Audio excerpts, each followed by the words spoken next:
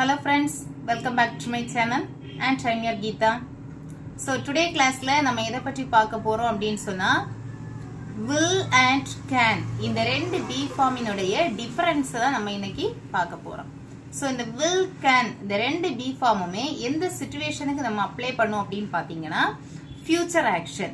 ஒரு சேல் வந்து இனிதான் நடக்கும் அப்படிங்கறப்ப தான் இந்த ரெண்டு be form-உமே நம்ம யூஸ் பண்றோம். So ரெண்டுமே future action இருந்தோம். அப்புறம் ஏன் ரெண்டு டிஃபரண்டான வேர்ட் வந்து யூஸ் பண்ணணும்? will means will மட்டுமே நம்ம அப்ளை பண்ணிக்கலாம் இல்லையா? So எதுக்காக can அப்படிங்கிற be form வந்து அங்க வந்து அப்ளை பண்றோம் அப்படின்னு கேட்டிங்கன்னா ரெண்டு be formுக்கும் ரெண்டு மீனிங்ஸ் இருக்கு. That means will அப்படின்னு சொன்னா ஒரு சேலை வந்து நான் செய்வேன், ஓகே நாளைக்கு செய்வேன், இல்லை இன்னைக்கு நான் ஈவினிங் நான் பண்ணுவேன் அப்படின்னு சொல்றதுக்கு தான் இந்த will அப்படிங்கிற be form வந்து அப்ளை பண்ணும். So at the same time can அப்படிங்கிற be form future actionஆ இருந்தாலும் அதை எப்படி சொல்ல மாட்டோம், செய்வேன் அப்படின்னு சொல்றதுல செய்ய முடியும். can அப்படினாலே என்ன, முடியும். ஓகே, சோ இனிதான் பண்ணுவோம், ஆனா என்னால கண்டிப்பா பண்ண முடியும், அஷூரா நம்ம வந்து சொல்லக்கூடியது. சரியா? சோ இதான் இந்த ரெண்டு be formுக்கு உள்ள difference. So now we can see through the examples. So first பாருங்க, will using will. So it is used for all the subject. Okay, will and can the ரெண்டு be form may all subject we can apply. Okay, so there is no singular and plural difference. Okay, so come to the example now. He will listen music. He will listen music. அவன் music கேட்பான். Okay, he will listen music. So same sentence can apply பண்ணி சொல்லி பாருங்க. He can listen music. அவனால் music கேட்க முடியும். Okay, so ரெண்டுமே future action தான். ஆனா will apply பண்ணும்போது செய்வான் அப்படின்னு சொல்றோம், can apply பண்ணும்போது அவனால் செய்ய முடியும் அப்படின்னு சொல்றோம். Okay, so next example.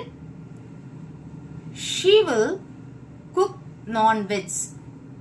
She will cook non-veg. அவள் non-veg சமைப்பாள். She can cook non-veg. அவளால் non-veg சமைக்க முடியும். Okay, and plural subject வாங்க. They will attend the party on time. They will attend the party on time. Sentence structure எப்படி இருக்கு பாருங்க. Subject plus will be form plus present verb. Okay, so future action அப்படிங்கறனால நமக்கு future verb அப்படிலாம் எதுவும் கிடையாது. Subject plus will plus present verb. Same thing, subject plus can plus present verb. Okay, so there is no other changes. So என்ன பார்த்தோம்? They will attend the party on time.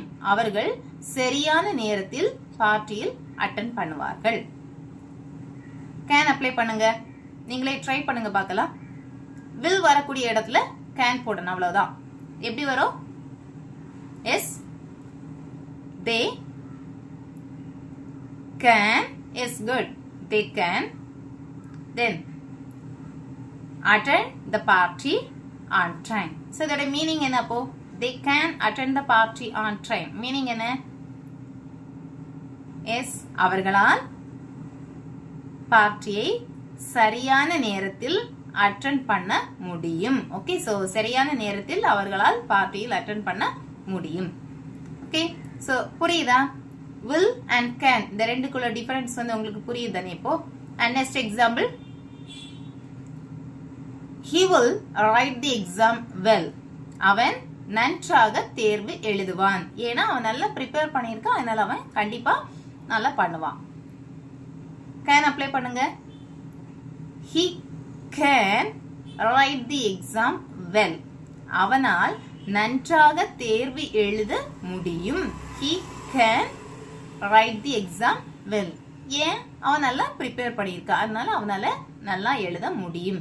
இந்த ரெண்டுமே same தான். அவன் நல்லா அங்க ஆல்ரெடி பிராக்டிஸ் பண்ணியிருக்கான், so நல்லா பண்ணுவான். அவன் ஆல்ரெடி நல்லா பிராக்டிஸ் பண்ணியிருக்கான், அதனால அவனால நல்லா பண்ண முடியும்.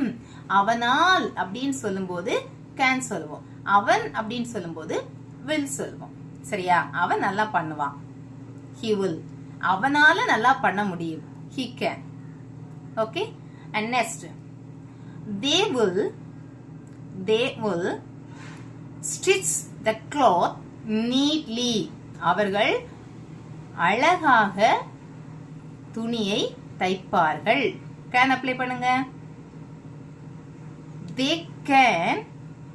they can stitch the dress neatly. அவர்களால் அழகாக இந்த ஆடையை தைக்க முடியும். அவங்க வந்து ஆல்ரெடி ரொம்ப வருஷமா எக்ஸ்போர்ட்டா இருப்பாங்க இல்லையா, அதனால அவங்களால நல்லா பண்ண முடியும். அவங்க ஆல்ரெடி நல்ல எக்ஸ்போர்ட்டா இருப்பாங்க, அதனால அவங்க நல்லா பண்ணுவாங்க. சோ இந்த மாதிரி will can இந்த ரெண்டு பி ஃபார்முக்கும் நமக்கு ரொம்ப டிஃபரன்ஸ் எல்லாம் கிடையாதுங்க. எல்லா சப்ஜெக்ட்டுக்கும் I to it வரைக்கும் 7 சப்ஜெக்ட் எல்லா சப்ஜெக்ட்டுக்குமே நீங்க will அப்ளை பண்ணிக்கோங்க. அண்ட் எல்லா சப்ஜெக்ட்டுக்குமே நீங்க can வந்து அப்ளை பண்ணிக்கோங்க. ஒரு செயலை வந்து செய்வான், செய்வேன், செய்வார்கள் அப்படின்னு சொல்லும்போது will plus present verb apply பண்ணிக்கோங்க. முடியும், வெரி சிம்பிள்ங்க. முடியும் அப்படிங்கிற ஒரு வேர்டு நம்ம தமிழ்ல பேசும்போது சொல்லிட்டாலே அந்த சென்டென்ஸ்ல சப்ஜெக்ட்க்கு அப்புறமா can அப்படிங்கிற பி ஃபார்ம் அப்ளை பண்ணா போதும். ஓகே, அவனால் போக முடியும், அவனால அந்த இடத்துல கரெக்ட் டைம்ல ரீச் ஆக முடியும், அவனால இந்த காசை பே பண்ண முடியும். சோ லாஸ்ட் எண்டிங் நம்ம தமிழ்ல வந்து மைண்ட்ல திங்க் பண்ணும்போது முடியுங்கிற வேர்டு வந்தா he can, she can, they can, I can, you can. Okay, இல்ல செய்வாங்க, அவங்க வந்து இந்த வீக்ல வந்து பண்ணுவாங்க, இல்ல இன்னைக்கு ஈவினிங் வந்து பண்ணுவாங்க, இன்னைக்கு ஆஃப்டர்நூன் வந்து பண்ணுவாங்க. சோ இந்த மாதிரி சொல்லும்போது I will, he will, she will, they will, it will.